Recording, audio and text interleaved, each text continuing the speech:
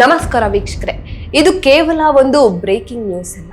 ಇದು ನಮ್ಮ ಸರ್ಕಾರಿ ಸಿಸ್ಟಮ್ ಎಷ್ಟರ ಮಟ್ಟಿಗೆ ಕೊಳೆತು ನಾರ್ತಾ ಇದೆ ಅನ್ನೋದಕ್ಕೆ ರಕ್ತ ಹೆಪ್ಪುಗಟ್ಟಿಸುವ ಸಾಕ್ಷಿ.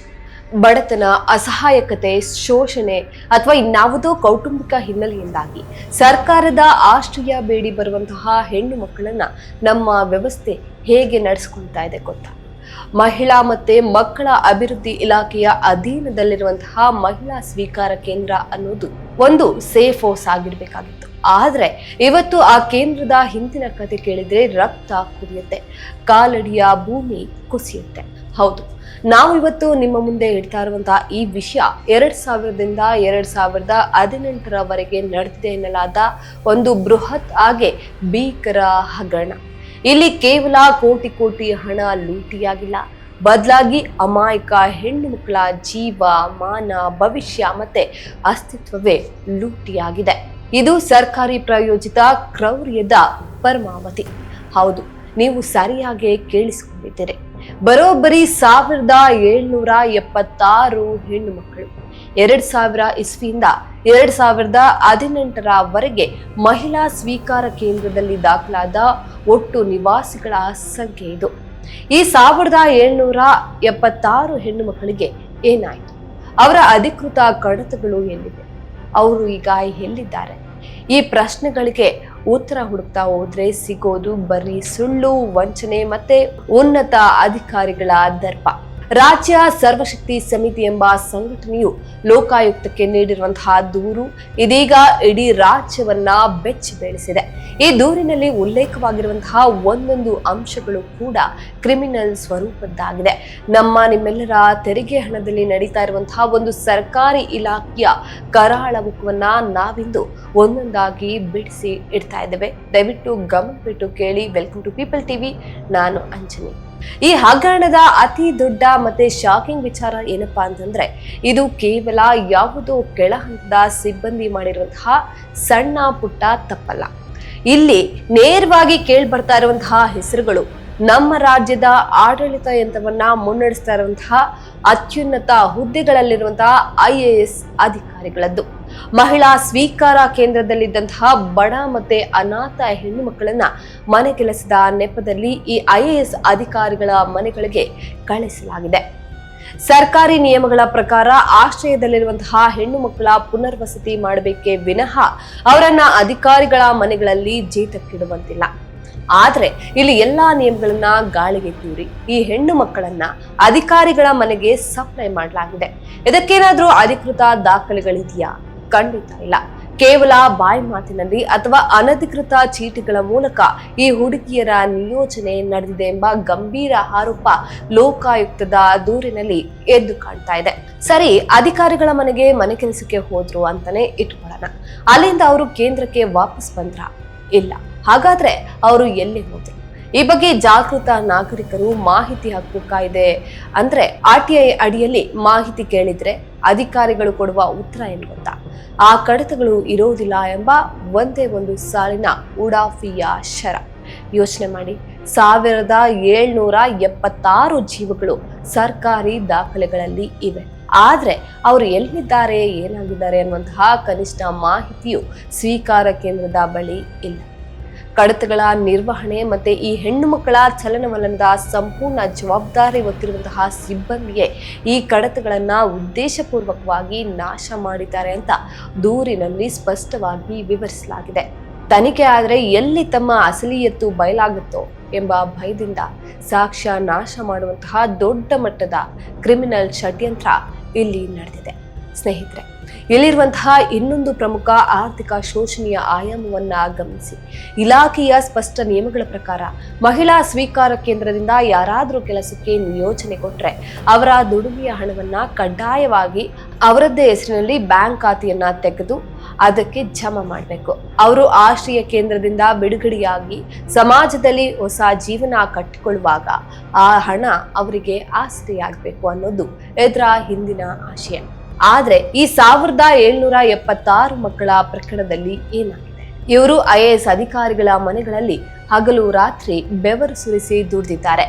ಆದ್ರೆ ಆ ದುಡಿತದ 1 ರೂಪಾಯಿ ಕೂಡ ಇವರ ಬ್ಯಾಂಕ್ ಅಕೌಂಟ್ಗೆ ಸೇರಿಲ್ಲ. ಈ ಬಡ ಹೆಣ್ಣು ಮಕ್ಕಳ ಕಷ್ಟದ ಹಣ ಎಲ್ಲಿ ಹೋಯ್ತು? ಅಧಿಕಾರಿಗಳು ತಿಂದ್ರ, ಅಥವಾ ಈ ಹೆಣ್ಣು ಮಕ್ಕಳನ್ನ ಕೇವಲ ಗುಲಾಮರಂತೆ ದುಡಿಸಿಕೊಂಡು ಒಂದು ಪೈಸೆ ಕೂಡ ನೀಡದೆ ಬರಿಗೈಯಲ್ಲಿ ಬೀದಿಗೆ ತಳ್ಳಲಾಯ್ತಾ? ಇದು ನೇರವಾದ ಆರ್ಥಿಕ ವಂಚನೆ ಮತ್ತೆ ಮಾನವ ಹಕ್ಕುಗಳ ಉಲ್ಲಂಘನೆ ಅಂತಾನೆ ಹೇಳ್ಬೋದು. ನಾವೀಗ ಹೇಳ ಹೊಟ್ಟಿರೋದು ಈ ಇಡೀ ಘನಘೋರ ಘಟನೆಗಳ ಅತ್ಯಂತ ಭೀಕರವಾದ ಭಾಗ. ಇಲ್ಲಿ ದೂರಿನಲ್ಲಿ ಉಲ್ಲೇಖವಾಗಿರುವ ಕರಾಳ ಸತ್ಯವನ್ನ ಕೇಳಿದ್ರೆ ಪ್ರತಿಯೊಬ್ಬ ಮನುಷ್ಯರ ರಕ್ತವೂ ಕೂಡ ಕುದಿಯುತ್ತೆ. ಅಧಿಕಾರಿಗಳ ಮನೆಗೆ ಮತ್ತೆ ಇತರ ಕಡೆಗಳಿಗೆ ಕೆಲಸಕ್ಕೆಂದು ಕಳಿಸಲಾದಂತಹ ಈ ಹೆಣ್ಣು ಮಕ್ಕಳನ್ನ ಕೇವಲ ಮನೆ ಕೆಲಸಕ್ಕೆ ಮಾತ್ರ ಬಳಸಿಕೊಂಡಿಲ್ಲ, ಬದಲಾಗಿ ಅವರ ಮೇಲೆ ಭೀಕರ ದೌರ್ಜನ್ಯ ನಡೆದಿದೆ. ಬಲವಂತವಾಗಿ ಅವರನ್ನ ಲೈಂಗಿಕವಾಗಿ ಬಳಸಿಕೊಳ್ಳಲಾಗಿದೆ, ಅಂತಂದ್ರೆ ಸೆಕ್ಷುಯಲ್ ಎಕ್ಸ್ಪ್ಲಾಯ್ಟೇಷನ್ ಅನ್ನ ಮಾಡಲಾಗಿದೆ ಅನ್ನುವಂತಹ ಗಂಭೀರ ಆರೋಪ ದೂರಿನಲ್ಲಿ ದಾಖಲಾಗಿದೆ. ಇಷ್ಟೇ ಅಲ್ಲ, ಈ ಲೈಂಗಿಕ ದೌರ್ಜನ್ಯದ ಪರಿಣಾಮವಾಗಿ ಗರ್ಭಿಣಿಯಾದ ಅನೇಕ ಹೆಣ್ಣು ಮಕ್ಕಳಿಗೆ ಬಲವಂತವಾಗಿ ಗರ್ಭಪಾತ ಮಾಡಿಸಲಾಗಿದೆ ಅನ್ನುವಂತಹ ಆಘಾತಕಾರಿ ವಿಚಾರವನ್ನು ಸಹ ರಾಜ್ಯ ಸರ್ವಶಕ್ತಿ ಸಮಿತಿ ತನ್ನ ದೂರಿನಲ್ಲಿ ಎಳೆಯಾಗಿ ಬಿಚ್ಚಿಟ್ಟಿದೆ. ರಕ್ಷಣೆ ಕೊಡಬೇಕಾದಂತಹ ಸರ್ಕಾರಿ ವ್ಯವಸ್ಥೆಯೇ ಸ್ವತಃ ಭಕ್ಷಕನಾಗಿ ನಿಂತ್ರೆ ಈ ಅನಾಥರು ಯಾರ ಬಳಿ ಹೋಗಿ ನ್ಯಾಯವನ್ನ ಕೇಳಬೇಕು? ಗರ್ಭಪಾತದಂತಹ ಕ್ರೌರ್ಯದ ಜೊತೆಗೆ ಇನ್ನೂ ಕೆಲವು ಹೆಣ್ಣು ಮಕ್ಕಳನ್ನ ನೇರವಾಗಿ ವೇಶ್ಯಾವಾಟಿಕೆಯ ಕೂಪಕ್ಕೆ ತಳ್ಳಲಾಗಿದೆ ಅನ್ನುವಂತಹ ಆರೋಪವೂ ಕೂಡ ದಾಖಲಾಗಿದೆ. ಅಂದ್ರೆ ಮಹಿಳಾ ಸ್ವೀಕಾರ ಕೇಂದ್ರ ಅನ್ನೋದು ಒಂದು ಪುನರ್ವಸತಿ ಕೇಂದ್ರವಾಗಿ ಉಳಿದಿಲ್ಲ, ಬದಲಾಗಿ ಅದೊಂದು ಹ್ಯೂಮನ್ ಟ್ರಾಫಿಕಿಂಗ್ ಅಂತಂದ್ರೆ ಮಾನವ ಕಳ್ಳ ಸಾಗಣೆ ಮಾಡುವಂತಹ ದಂಧೆಯ ಅಧಿಕೃತ ಕೇಂದ್ರವಾಗಿ ಬದಲಾಗಿತ್ತ ಅನ್ನುವಂತಹ ಬಲವಾದ ಅನುಮಾನ ಕಾಡ್ತಾ ಇದೆ. ಆಶ್ರಯ ಅರಿಸಿ ಬಂದವರನ್ನ ಅಧಿಕಾರಿಗಳು ಮತ್ತೆ ಸಿಬ್ಬಂದಿ ಜಂಟಿಯಾಗಿ ಸೇರ್ಕೊಂಡು ದಲ್ಲಾಳಿಗಳ ಮೂಲಕ ವೇಶ್ಯಾವಾಟಿಕೆಗೆ ಮಾರಾಟ ಮಾಡ್ತಿದ್ರ. ಇದು ಇಡೀ ಸಮಾಜ ತಲೆ ತಗ್ಗಿಸುವಂತಹ ವಿಚಾರ. ಪಾರದರ್ಶಕ ತನಿಖೆಯಿಂದಷ್ಟೇ ಇದರ ಸತ್ಯಾಸತ್ಯತೆ ಹೊರಬರಬೇಕಾಗಿದೆ. ನಮ್ಮ ಯುವಜನತೆ ಇಂತಹ ಕೊಳೆತ ವ್ಯವಸ್ಥೆಯನ್ನ ಈಗಲೇ ಪ್ರಶ್ನಿಸದೇ ಇದ್ರೆ ಮುಂದೊಂದು ದಿನ ಯಾರು ಬೇಕಾದ್ರೂ ಇಂತಹ ದಂಧೆಗೆ ಬಲಿಯಾಗಬಹುದು. ಕ್ರೌರ್ಯದ ಘಟನಾವಳಿಗಳ ಕತೆ ಇಲ್ಲಿಗೆ ಮುಗಿಯೋದಿಲ್ಲ. ಈ ಇಡೀ ಹಗರಣದ ಅತ್ಯಂತ ಘೋರವಾದ ಮತ್ತೆ ಅಮಾನವೀಯವಾದ ಅಂತಿಮ ಆರೋಪ ಅಂತಂದ್ರೆ ವಿದ್ಯುತ್ ಚಿತಾಗಾರದ ಬಳಕೆ. ಹೌದು, ನಿರಂತರ ದೌರ್ಜನ್ಯಕ್ಕೆ ಒಳಗಾಗಿ ಅನಾರೋಗ್ಯ ಪೀಡಿತರಾಗಿ ಅಥವಾ ಯಾವುದೇ ನಿಗೂಢ ಕಾರಣಗಳಿಂದ ಸಾವನ್ನಪ್ಪಿದ ಅನೇಕ ಹೆಣ್ಣು ಮಕ್ಕಳನ್ನ ಯಾರಿಗೂ ತಿಳಿಯದಂತೆ ಯಾವುದೇ ಪೋಸ್ಟ್ ಮಾರ್ಟಮ್ ಅಥವಾ ಕಾನೂನುಬದ್ಧ ಪ್ರಕ್ರಿಯೆಗಳಿಲ್ಲದೆ ನೇರವಾಗಿ ವಿದ್ಯುತ್ ಚಿತಾಗಾರದಲ್ಲಿ ಸುಟ್ಟು ಹಾಕಲಾಗಿದೆ ಅನ್ನೋದು ದೂರಿನಲ್ಲಿ ಗಂಭೀರವಾಗಿ ಆರೋಪಿಸಲಾಗಿದೆ. ಅಂದ್ರೆ ತಮಗೆ ಎದುರಾಗಬಹುದಾದ ಸಾಕ್ಷ್ಯಗಳನ್ನ ಸಂಪೂರ್ಣವಾಗಿ ನಾಶ ಮಾಡೋದಕ್ಕೆ ಒಂದು ಜೀವವನ್ನ ಅನಾಮಧೇಯವಾಗಿ ಸುಟ್ಟು ಬೂದಿ ಮಾಡಲಾಗಿದೆ. ಇದು ಅಕ್ಷರಶಃ ಸಾಂಸ್ಥಿಕ ಕೊಲೆ, ಅಂದ್ರೆ ಇನ್ಸ್ಟಿಟ್ಯೂಷನಲ್ ಮರ್ಡರ್. 1776 ಜನರಲ್ಲಿ ಎಷ್ಟು ಜನ ಹೀಗೆ ಬೂದಿಯಾಗಿದ್ದಾರೆ ಅನ್ನೋದು ಆ ಕೃತ್ಯವೆಸಗಿದ ಪಾಪಿಗಳಿಗೆ ಮಾತ್ರ ಗೊತ್ತಿದೆ. ಇಷ್ಟೆಲ್ಲ ಅನಾಹುತಗಳು, ಭ್ರಷ್ಟಾಚಾರ, ಅತ್ಯಾಚಾರ, ಮಾನವ ಕಳ್ಳ ಸಾಗಣೆ ಮತ್ತೆ ಕೊಲೆಗಳಂತಹ ಗಂಭೀರ ಆರೋಪಗಳು ಕೇಳಿ ಬಂದಾಗ ನಮ್ಮ ಸರ್ಕಾರಗಳು ಏನ್ ಮಾಡ್ತಾ ಇದ್ವು? 2000ದಿಂದ 2018ರವರೆಗೆ ಅಂದ್ರೆ ಸತತ 18 ವರ್ಷಗಳ ಕಾಲ ಯಾವೊಬ್ಬ ಮಂತ್ರಿಗೂ ಯಾವೊಬ್ಬ ಹಿರಿಯ ಅಧಿಕಾರಿಗೂ ಈ ಬಗ್ಗೆ ಅನುಮಾನ ಬರಲಿಲ್ವಾ? ಇದೀಗ ರಾಜ್ಯ ಸರ್ವಶಕ್ತಿ ಸಮಿತಿಯವರು ಲಭ್ಯವಿರುವಂತಹ ಸಾಕ್ಷ್ಯಾಧಾರಗಳ ಸಮೇತ ಲೋಕಾಯುಕ್ತಕ್ಕೆ ದೂರನ್ನ ನೀಡಿದ್ದಾರೆ. ಈ ದೂರಿನ ಗಂಭೀರತೆಯನ್ನ ಅರಿತಿರುವಂತಹ ಲೋಕಾಯುಕ್ತ ಸಂಸ್ಥೆ ಅಧಿಕೃತವಾಗಿ ದೂರನ್ನ ದಾಖಲಿಸಿಕೊಂಡಿದೆ. ಇದೇ 2026ರ ಸೆಪ್ಟೆಂಬರ್ 10ರಂದು ವಿಚಾರಣೆಗೆ ದಿನಾಂಕವನ್ನ ನಿಗದಿಪಡಿಸಿದೆ.